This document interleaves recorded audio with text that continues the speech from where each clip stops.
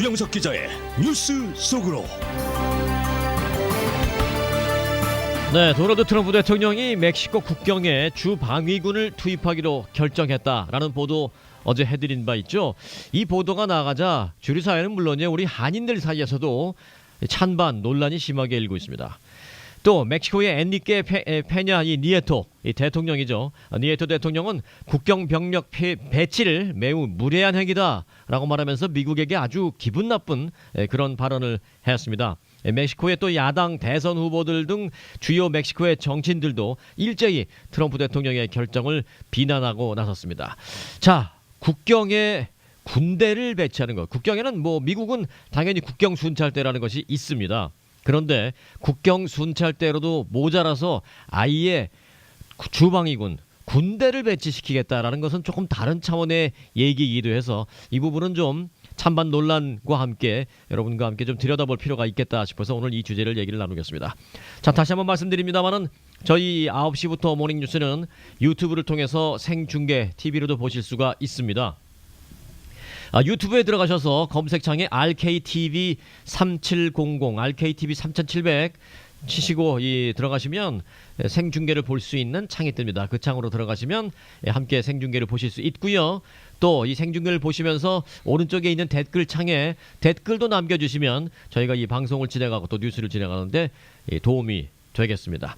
자, 주영석 기자 어서 오세요. 안녕하십니까. 네, 트럼프 대통령이 군대 투입 결정과 관련해서 이 구체적인 수치까지 제시를 했어요. 그렇습니다. 트럼프 대통령이 그 멕시코 국경에 주방위군 내셔널가드죠. 내셔널가드 2,000명에서 4,000명 정도 보낼 것이다. 이렇게 언급을 했습니다. 이거 어제 AFP 통신이 보도를 해서 또 전 세계에 타전이 됐는데요. 트럼프 대통령이 그 멕시코 국경에 이 내셔널가드 주방위군 투입을 하기로 결정한 것은 지난 이제 이틀 전, 지난 4일 수요일이었습니다. 멕시코 국경에 주방위군을 배치하는 그 대통령령에 이제 서명을 했고요. 그 다음 날이었던 어제 구체적인 규모, 수치를 밝힌 겁니다. 이 2,000명에서 4,000명 정도 되는 이제 내셔널가드가 투입될 지역은 미국으로 치면 이제 4개 주죠. 미국이 그 멕시코와 국경이 맞닿아 있는 주가 4개 주입니다. 우리가 지금 살고 있는 이곳 캘리포니아를 비롯해서 애리조나, 뉴멕시코 그리고 텍사스까지 이 4개 주가 멕시코와 지금 맞닿아 있으면서 이제 국경을 형성하고 있는데 이 4개 주에 2,000명에서 4,000명 정도에 달하는 내셔널 가드들을 보내가지고 세워서 방배하겠다. 이제 이런 얘기고요. 이 얘기는 장벽이 세워진다는 게 하루아침에 세워질 수 있는 게 아니죠. 그래서 트럼프 대통령이 구상하는 멕시코 국경 장벽, 그 장벽이 이제 완성될 때까지 같은 규모, 그러니까 2,000명에서 4,000명 정도 되는 병력을 계속 유지할 것이다. 그러니까 이 한시적이긴 하지만 정확히 언제까지는 때까지 될지는 알 수 없죠. 왜냐하면 장벽이 완공되는 그때까지입니다. 그래서 그때까지 한시적으로 이렇게 병력을 운영하기로 했습니다. 네, 다시 말하면은 미국과 멕시코 사이의 국경에 장벽이 세워질 때까지 주 방위군이 국경을 지킨다. 그러니까 군인이 국경을 지킨다 이런 얘기인가요? 맞습니다. 그래서 이 상당히 지금 이것이 논란을 일으키고 있는데요. 이 미국과 멕시코의 국경 길이가 약 3,000km가 넘는 그런 상황입니다. 캘리포니아, 애리조나, 뉴멕시코, 텍사스까지 4개 주에 걸쳐 있기 때문에 굉장히 길죠. 근데 이 3,000km가 넘는 이런 이 국경에 사실 상당 부분에 이미 장벽이 존재합니다. 장벽이 없는 게 아니죠. 존재하는데 사실상 유명무실합니다. 그 높이도 굉장히 낮고 누구나 맘만 먹으면 쉽게 넘어갈 수 있을 정도로 그 이름만 장벽이지 사실상 장벽으로서의 의미를 상실한 그런 그 지역이 많기 때문에 트럼프 대통령이 이런 장벽들을 보수하거나 없는 곳은 아예 신축을 하거나 이런 식으로 해서 제대로 국경을 세우겠다는 의지입니다. 예전에 중국이 왜 북쪽의 오랑캐들을 방비하는 차원에서 국경을 연결시킨 것이 바로 만리장성 아닙니까? 그렇죠. 이 미국판 만리장성입니다. 이게 그래서 이 굉장히 이 논란을 지금 가져오고 있는데 불법 미립국자들을 받고 또 이런 그 멕시코와의 국경 지역을 통해서 미국으로 밀반입되는 마약을 차단하겠다. 이제 이런 이 생각인데요. 연방의회에서 잘 아시다시피 다카 등 그 이민 또 정책 등과 맞물려 가지고 이 국경에 장벽을 세우는 데 필요한 예산을 통과시켜 주지 않고 있죠. 연방의회가. 그러다 보니까 트럼프 대통령의 이 국경에 장벽을 세우겠다는 계획이 지지부진한 상황입니다. 그래서 그대로 방치할 수는 없다. 그렇기 때문에 예산을 확보해서 장벽을 세워서 완공되는 때까지는 군인들을 보내가지고 지키겠다. 이것이 그 트럼프 대통령의 보관이 되겠습니다. 그런데 우리가 국경이라고 생각하니까 굉장히 심각한 느낌이 들지만 한반도 같이 이렇게 한국과 북한이 대치하는 군사 분계선이 있는 이런 이 국경은 굉장히 심각하죠. 양측의 병력이 집결돼 있고 굉장히 진지한 분위기일 수밖에 없는데 거기에 비해서 미국과 멕시코의 국경이라는 것은 한반도의 어떤 그런 국경과는 전혀 다르다 이렇게 볼 수 있습니다. 우호적인 이웃 국가들이고 그래서 현재 장벽이 존재하긴 하지만 굉장히 낮은 높이의 그 펜스 정도 수준이어서 이게 과연 국경인가 싶을 정도인데요. 트럼프 대통령이 생각하는 이 새로운 멕시코 와의 국경에 세울 그 장벽이라는 것은 30피트 이상의 장벽을 쌓는 걸 원하는 겁니다. 30피트면 한 10m 정도 굉장히 높은 그래서 사다리를 놓고도 넘을 수 없는 정도의 장벽을 원하고요. 어떤 산악용 후크 등 이 등산용 전문 장비를 동원하더라도 기어오르기가 참 어려운 그런 아주 높은 장벽을 3,000km에 걸쳐서 쌓는 것이 목표이기 때문에 상당한 예산과 시간이 걸릴 것이고요. 그때까지는 이 내셔널 가드 군인들을 투입해서 지키겠다.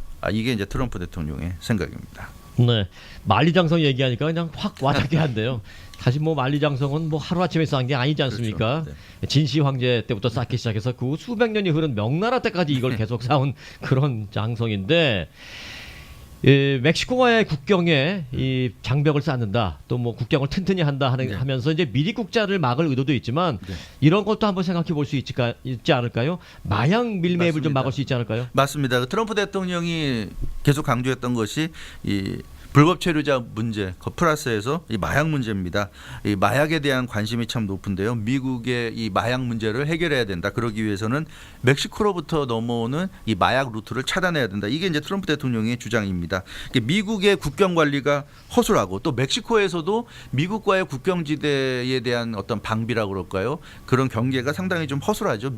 멕시코가 방관하고 있고 미국이 허술하고 이런 틈을 틈타서 멕시코를 비롯한 중남미 출신 이주자들이 불법적으로 미국으로 넘어오는 경우가 굉장히 많은데 이 단순한 그 불법 체류자, 불법 미립국을 떠나서 이 마약 통로로서의 기능도 갖고 있습니다. 이 멕시코 북부, 그러니까 미국으로 치면 이제 남부죠. 멕시코 북부가 마약 그 육상로, 그러니까 육상의 길을 통해서 미국으로 마약을 들여오는 아주 주요 통로라고 하죠. 그래서 그전에는 해상으로도 많이 들어왔는데 많이 들어왔죠. 언제부터인가 육상으로 많이 들어왔어요. 그래서 9.11 이후인가요, 이게? 그렇습니다. 네. 이 국경 근처의 그 미국인들이 그래서 이 마약 조직들로부터 위협을 심각하게 받고 있습니다. 국경 근처에 사는 사람들은 단순한 미립국자가 아니라 마약을 가지고 오는 사람들이기 때문에 어떤 그 조직의 조직원이고요, 갱단의 조직원일 가능성도 있고 그렇기 때문에 굉장히 심각한 위협인데 앞서 말씀하신 대로 9.11 테러 이후 9/11 이후에 미국의 해상 경비가 굉장히 강화됐습니다. 그래서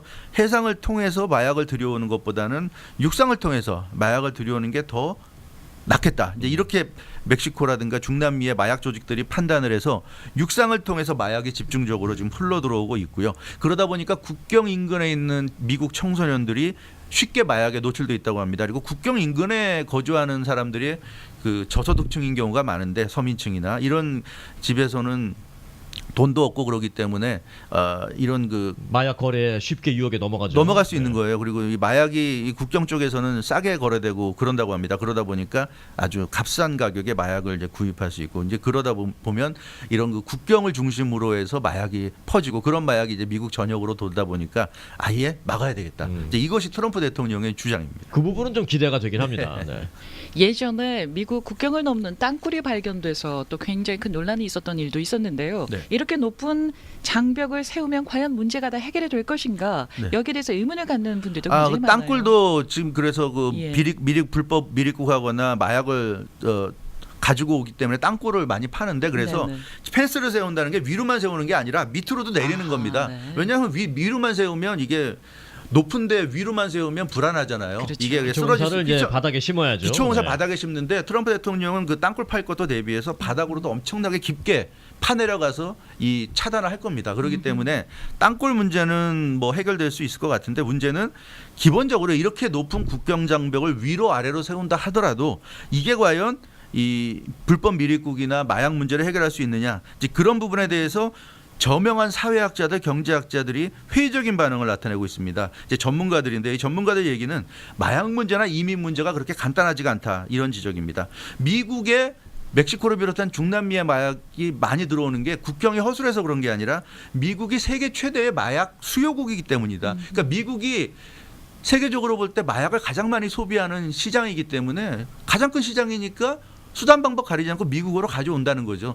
국경이 허술해서 들어오는 게 아니라 미국에서 많은 사람들이 마약을 하기 때문에 들어오는데 그렇다면은 국경을 막는 것도 물론 필요할 수는 있지만 근본적으로 미국에서 마약이 많이 소비되는 그 부분을 해결해야 되는데 그걸 해결하지 않는다면 육상로를 막는다 해도 어떤 식으로든 마약은 미국으로 들어올 거다. 이제 이것이 전문가들의 지적입니다. 수요가 있는 한 공급은 어떤 방법으로도 이루어지죠. 그렇죠. 네. 이 국경이라는 것은 결국 공급을 하는 데 있어서의 하나의 루트일 뿐이고요. 그 하나의 루트를 막는다 해도 엄청난 시장이 존재하는 한 공급자들은 어떤 방법을 동원하든 찾아내서라도 그것을 또 공급을 할 거란 얘기죠. 그렇기 때문에 근본적인 마약 대책이 나와야 된다. 단순히 국경을 틀어 막아서 이제는 마약으로부터 안전하다 이런 말 할 수 없다는 게 현실이고요. 그리고 이민자들 이민 문제도 마찬가지죠. 불법 체류자에 대한 대처 그것과 합법 이민 정책은 이제 별개라는 얘기입니다. 최근 10여 년간의 수치를 보면 불법 체류자들이 미국에서 이제 감소 추세를 보이고 있는데요. 그리고 특히 최근 수년간 몇 년간은 미국에 들어오는 그 불법 체류자들보다 나가는 불법 체류자들의 숫자가 더 많다고 합니다. 그만큼 어느 정도 이 불체자들에 대한 단속이나 이런 것이 강화됐고 현실적으로 불체자의 수가 좀 줄어드는 그런 이제 수치상으로 나타나고 있는데 그럼에도 불구하고 트럼프 대통령은 합법 이민까지 지금 제한하려 하고 있고 이제 이런 것들은 문제를 해결하는 것이 아니라 더 큰 문제를 야기해서 미국의 사회적인 문제, 경제적인 문제를 일으킬 수 있다. 이렇게 그 미국의 저명한 사회학자들, 경제학자들이 지적을 하고 있고요. 이 불체자들을 줄인다고 해서 일자리 문제. 트럼프 대통령이 강조하는 게 불체자들이 너무나 많이 일을 하고 있기 때문에 합법 체류자들이 제대로 일자리를 지금 찾지 못하고 있다는 이런 지금 그 설명을 하고 있는데 문제는 일자리 역시 대단히 복잡한 문제여서 불체자가 사라진다고 해서 그 자리를 합법 체류자들이 메꿀 수 있다. 이렇게 간단히 볼 수 있는 문제가 아니라는 얘기입니다. 실업률 문제, 저임금 문제 여러 가지 복잡한 문제가 있고 불체자들이 지금 담당하는 일이라는 게 일반 합법 체류자들이 과연 할 수 있는 일인지 여러 가지 그런 문제가 있어서 단순히 불법 체류자, 저임금 노동자들을 쫓아내는 것으로 해결될 수 있는 문제가 아니다는 것이 대부분 경제학자들의 지금 지적인데 이런 상황을 놓고 본다면 트럼프 대통령의 이런 주장이 한편으로는 그렇듯하지만 또 이 전문가들의 얘기를 보면 또 아닐 것 같기도 하고 굉장히 이게 지금 복잡 미묘하다.